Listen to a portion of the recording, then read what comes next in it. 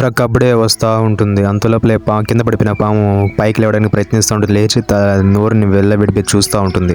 అంతలోపలే truck నుంచి అవన్నీ open చేసి చూస్తూ ఉంటారు. వీళ్ళందరూ లోపల వెళ్ళి అక్కడ చూస్తూ ఉంటారు. పాములు ఏవైనా ఉన్నాయా లేవా అని చెక్ చేస్తూ ఉంటారు. అంతలోపలే ఆ పాములన్నీ రౌండ్ గా చూస్తున్న దగ్గరికి అతను చూసి కిందికి పోతా ఉంటారు. అలా పోతా వీళ్ళందరూ ల్యాబ్ లోకి వెళ్ళడానికి వెళ్ళి అతను అడుగుతారు, పాము ఎలా జరుగుతుంది, ఏం జరుగుతుంది అని చెప్పి. అంతలోపలే ఆ పాము గురించి ఇతను చెప్పేసరికి ఇతను ఆశ్చర్యంగా చూస్తూ ఉంటారు. పెద్ద పాములు అయిపోవడానికి ప్రయత్నిస్తూ ఉంది అని చెప్తా ఉంటారు. ఈ పామును ఖచ్చితంగా లోపల నుంచి బయట తీయకూడదు అని చెప్తా ఉంటారు. అంతలోపల ఈ పెద్ద పాము తప్పించుకుందంటే మనం ఒక ప్రాణాన్ని కూడా మిగలకుండా చనిపోతామని చెప్తా ఉంటారు. ఏదైతే ఏముంది ఆ పాము అక్కడే ఉండాలి, నేను చెప్పింది వరకు తీయకూడదు అని చెప్తా ఉంటారు. మంచి పని చేస్తున్నామని చెప్తా ఉంటాడు. ఇది గుర్తు పెట్టుకొని చెప్పి అక్కడి నుంచి వెళ్ళిపోతే ఈ అమ్మాయి వెనక నుంచి అతన్ని పొడిచి చంపేస్తుంది. ఈ పాము పెద్దదైపోతే దీన్ని ఎలా అమ్మాలని ఇతను ఆలోచిస్తూ పెద్దగా అరుస్తూ ఉంటాడు. ఇంత చేసి నువ్వు ఎందుకు చనిపోవడం లేదు అని అరుస్తూ ఉంటాడు. ఈ ఒక్కొక్క పాములు లేకుండా నా సర్వనాశనం చేయబోతున్నాను అని చెప్తా ఉంటాడు. అంతలోపల వీళ్ళందరూ అక్కడ ఉన్న పాములన్నీ చంపేస్తా ఉంటారు ఫైర్ తో. తరువాత ఏం జరిగిందో తెలుసుకోవాలంటే సబ్స్క్రైబ్ చేసుకోండి.